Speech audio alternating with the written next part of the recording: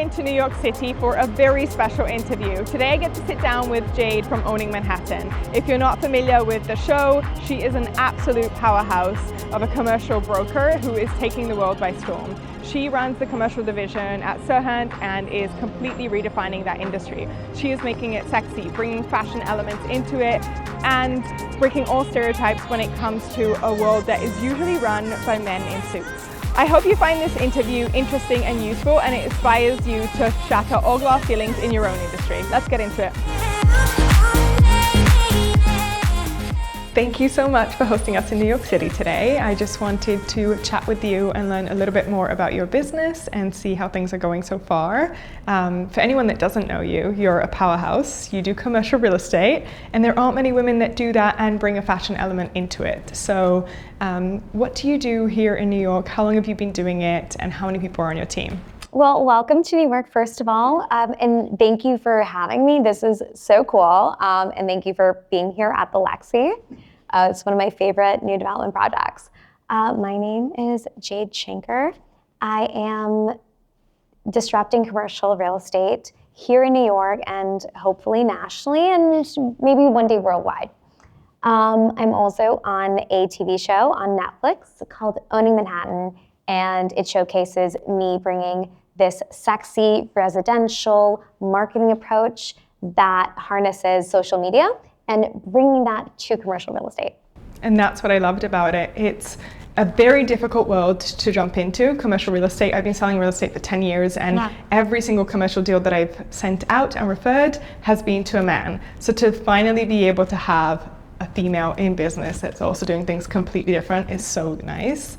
How are you trying to disrupt the market other than social media? And what kind of made you think to bring that residential element of social media into commercial? So it's so funny because, like, similar to you, like I've been around it. I grew up in it. You know, at my dinner table, I was probably 15 when my father started teaching me how to go through the Village Voice, which is like the original Craigslist here in New York, and cold call owners and try to figure out, okay, can I negotiate this and can I get good deals? And, you know, back then it was before the age of, you know, being able to comp things. I was 15. I mean, this is like God knows how many years ago. And that was like my first taste in the industry. But I'm the only child of a family of all males and all real estate males. So I kind of knew what I was getting myself into. And my first time really delving into commercial was whenever I moved to New York and I worked for my father's building. And I sort of wanted to prove myself. So I came in, I started dabbling with residential. And it's funny because I always enter any arena that I'm in and I try to figure out, okay, what is the gap in the market? How do I figure out things? And at that time, this is pre-COVID, people weren't really doing video tours. And I never really understood why. You know, I would make finds, and this is before TikTok even. And I was like, well, why aren't we showcasing property on this?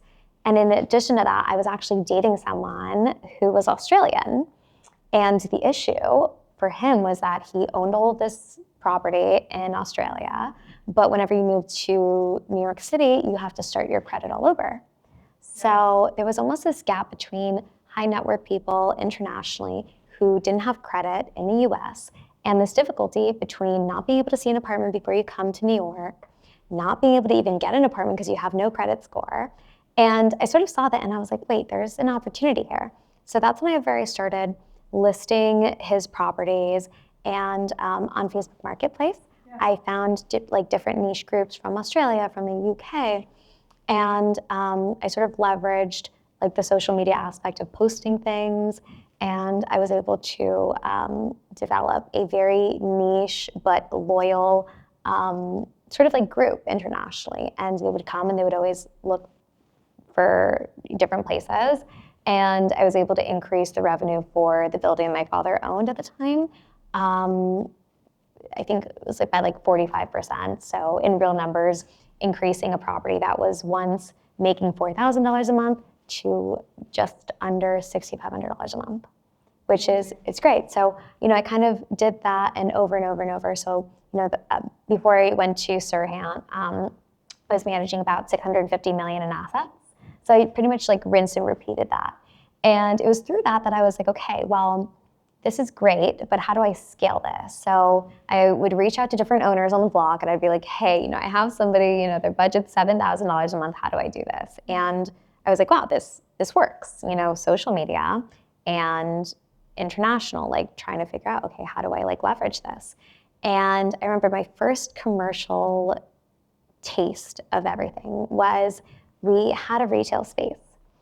And I was like, okay, should I list this or should I give it to Marcus and Millichap? I think Marcus and Millichap. I was debating it and I was like, okay, let me give it to them.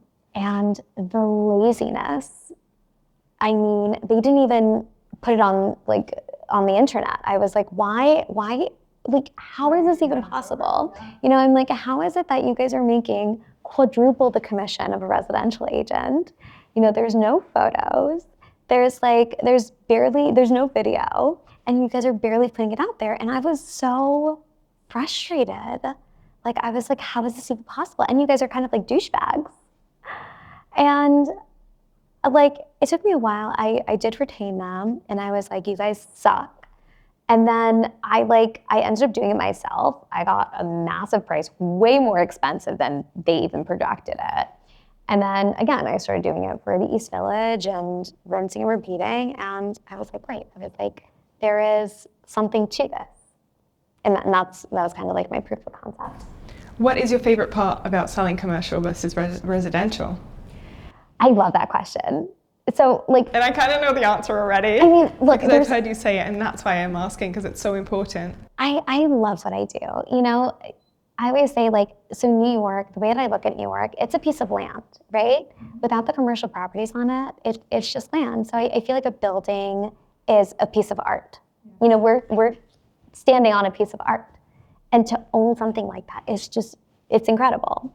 I also feel like there's a part of it that I'm helping build New York City. If I'm able to place, somebody who puts in a Trader Joe's or, and a new aesthetic company or, a Starbucks versus this. I'm part of that process, and I get to be part of the process of investment strategies. And building those communities in those neighborhoods. Correct. Yeah. And it's so gratifying to me. How difficult, a lot of our job is making things look like it's easy and making sure that clients don't understand all of the hoops that we've had to jump through in order to make that easy. But I could imagine that people don't really give you the time of day because they see you and they don't think that you're, a shark in our industry. Is it a lot harder for you to have to prove yourself, or is there a little bit of a space for you to be able to grow and people do give you the time of day because you're so very different from all of the other commercial agents out there? Yeah, I think at the beginning, I tried to be the older man. I tried to be that energy, and I think I just started to learn that rather than trying to be that energy, why don't I be what that energy can be? And, rather than negotiating with ego, why don't I actually listen to what's needed in this transaction and working around it to get a deal done? So in the beginning, yes, I've dealt with what I think many women have dealt with, which is unfortunately, it's people not, believing in you and, you having to work 30 times harder than anyone else in that room. But it's I feel like given me the confidence to know that stand prouder in that room, knowing correct. Yeah. Correct. And also it sometimes whenever people doubt you, it makes you work harder. Yeah. And it's amazing. I love it. I love that. How many people do you have on the team? Are you very hands-on, or do you have people that help you?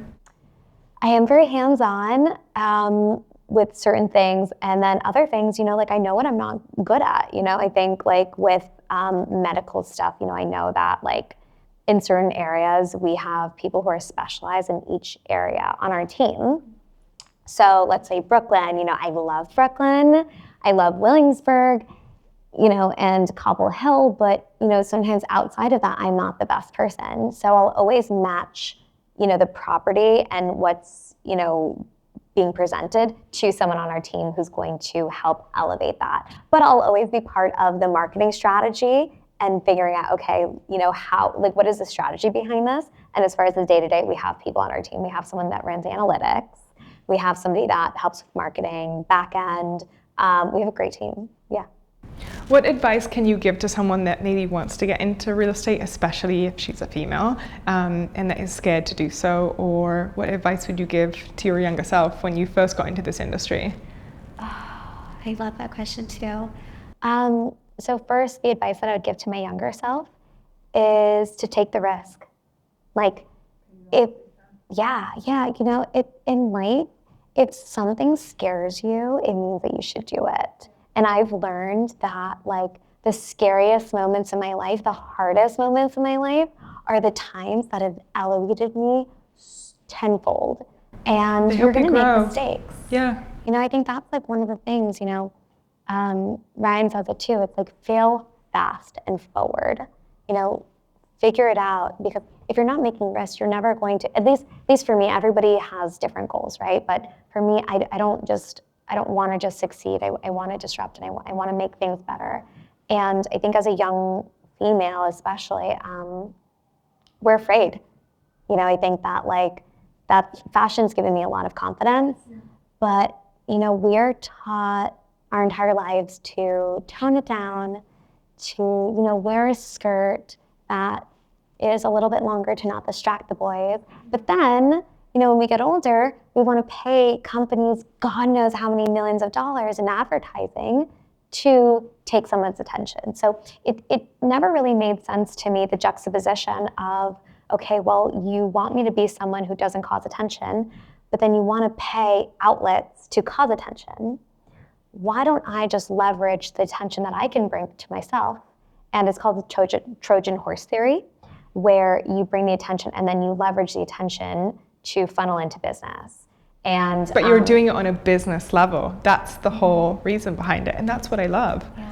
I love that you're doing it for the right reasons. You understand that you do get the attention because you look the way that you are and you act the way that you are, but you funnel that through your business to grow in a professional manner. Like, I couldn't love that more. Yeah. Well, I mean, you're doing it too, and I think it's a beautiful thing, and that's why, I'm also I see women doing it, and I'm such a huge supporter of any woman who, in business, in the community, and I think we have to lift each other up, and if you want to go out, wear some high heels and a short skirt, do it. If it makes you feel good, be confident and let that fire out however you want to do it. Who are your mentors? Most of us have mentors, but when it comes to commercial, there aren't many females that are doing it or doing it the way that we want them to do it. So who do you look up to on a business level that you can draw inspiration from, since there isn't really anyone in your field?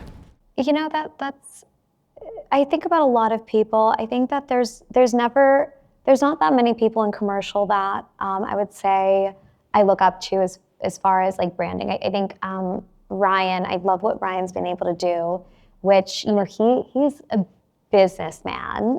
Yes, he is, a TV personality, and he's, the owner of the best brokerage in the world, and, the star of Owning Manhattan, but he's really a businesswoman. Hold on. Not yet. Wait a minute. He's a businessman. He's a businessman, and he's been able to leverage it. So, and he's really good with his time. So he's a big mentor of mine. And you are really taking his business model and his way of thinking into commercial. Yeah, I love it. Yeah. But I would say my business mentor, her name is Darcy Staycom. They call her the Queen of Skyscrapers. Okay. And her transactions typically land in the 1 billion range. So she'll sell, she sold just a couple blocks from here, a massive compound, and I think that was $990 million. And she's a badass. And you don't really see any women in commercial real estate. No, you really don't. And I think, and hopefully this is inspiration for people to understand that it doesn't matter what industry you want to get in. Only because you're a female, it doesn't matter.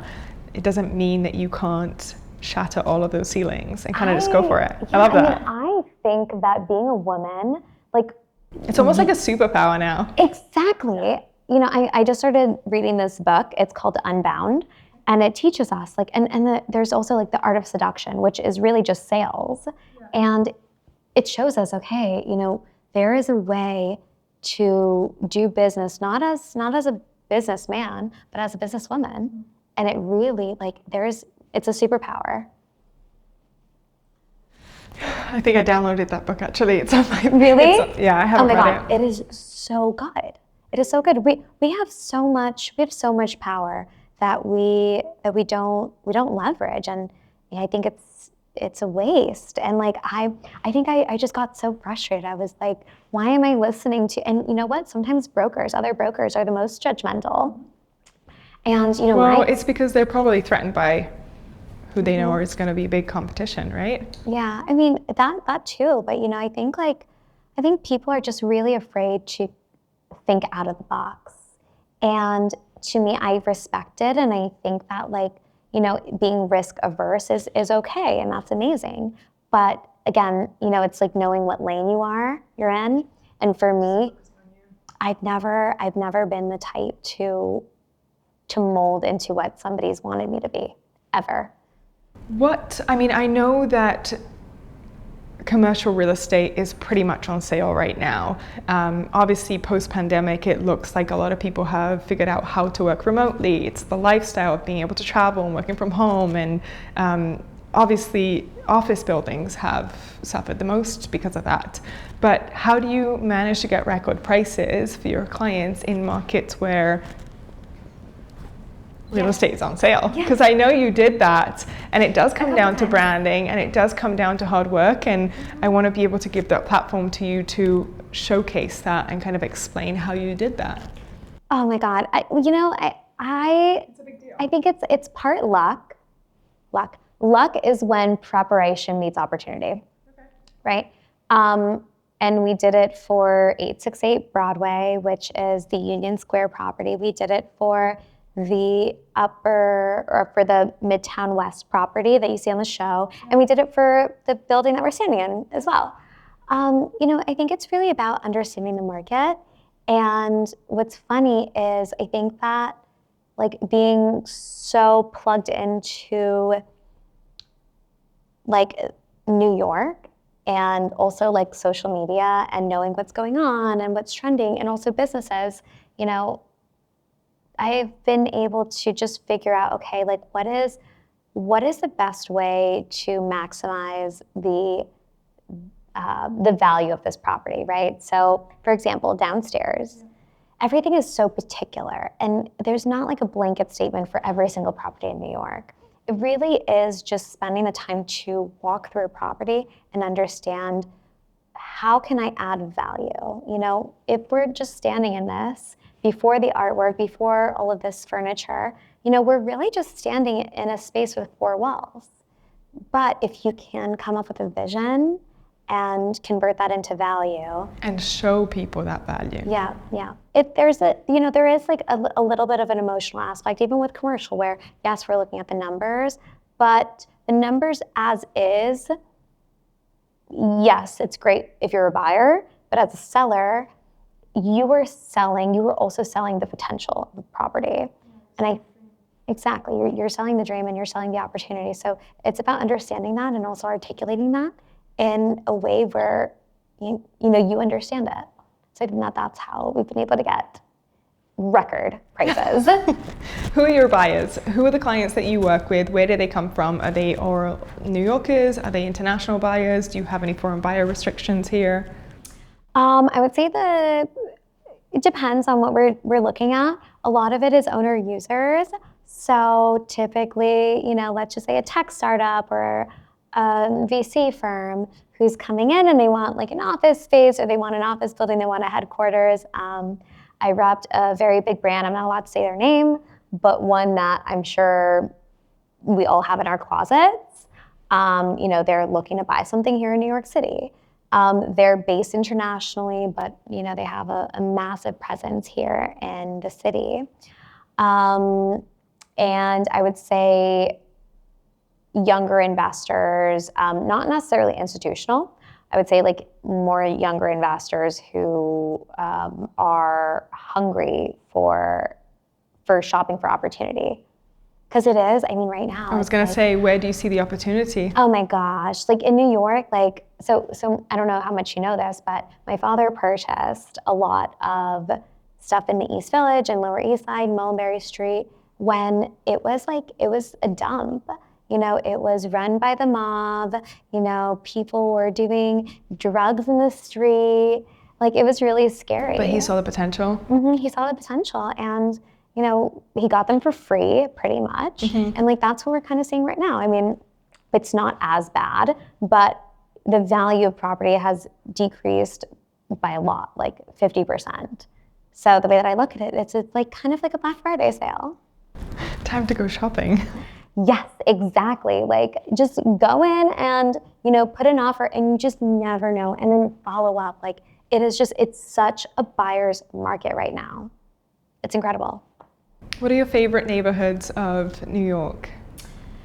For somebody that is looking to invest but that isn't familiar with the city, or talk to me about your city. Yeah. Right now, it really depends, right?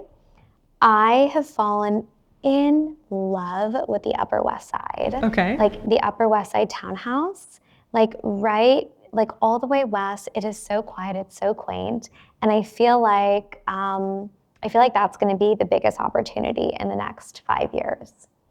Other than that, if you're looking to monetize or capitalize, if you're looking to capitalize the commercial real estate crash, I would say south of 28th Street up until Nolita, so like Soho-ish.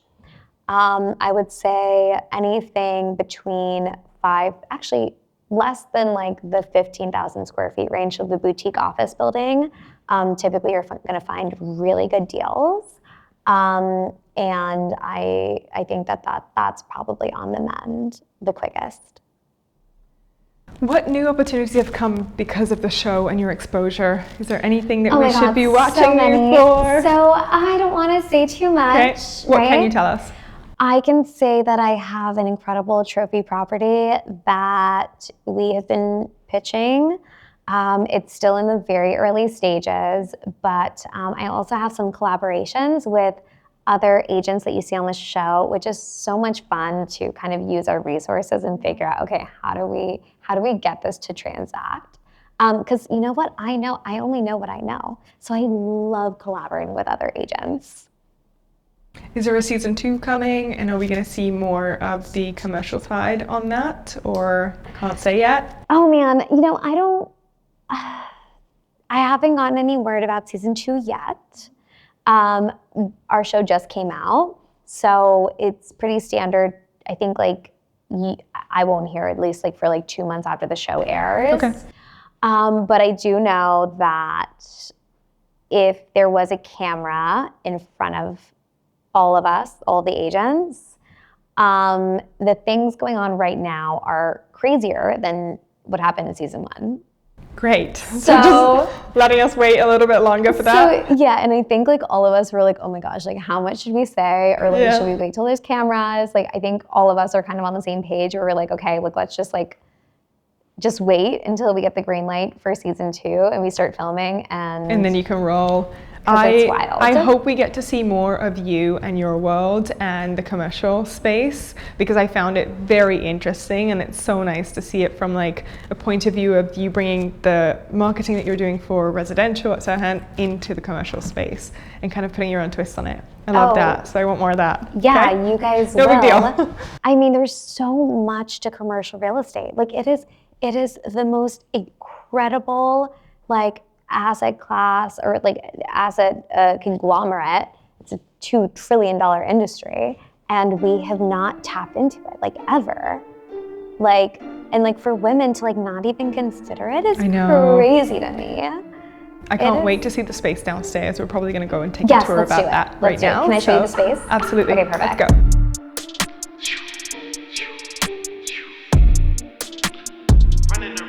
That's exactly what we wanted. We just sold this space and the space next door, which is a little bit bigger, and the one next to it. Whenever I come into it, what's really special is, one, this is a new development building.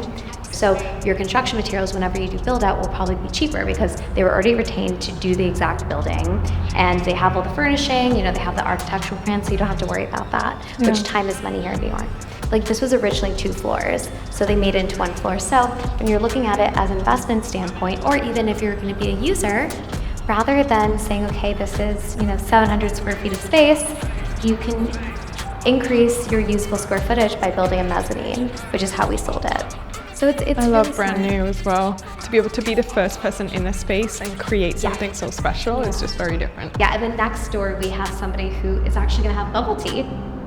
Yeah, they're going to do bubble tea. They're going to build out like a partial restaurant too. And then we're showcasing the other property to a bagel shop. That's that one's still for sale, the third property? It is. What's the price point on that? We're asking 2.5.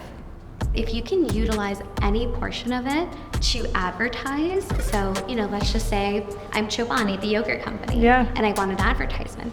Sometimes you can leverage your building as a partial billboard and you can make money off of it. And that can be like even like $1 million a year. Yeah. So with storefronts too, because you have a floor to ceiling, like gorgeous massive thing, you can use this as advertising too. So you pretty much own your own billboard. It's all about opportunity. Yeah, it's how you sell it. Exactly. So frontage is super important here in New York City.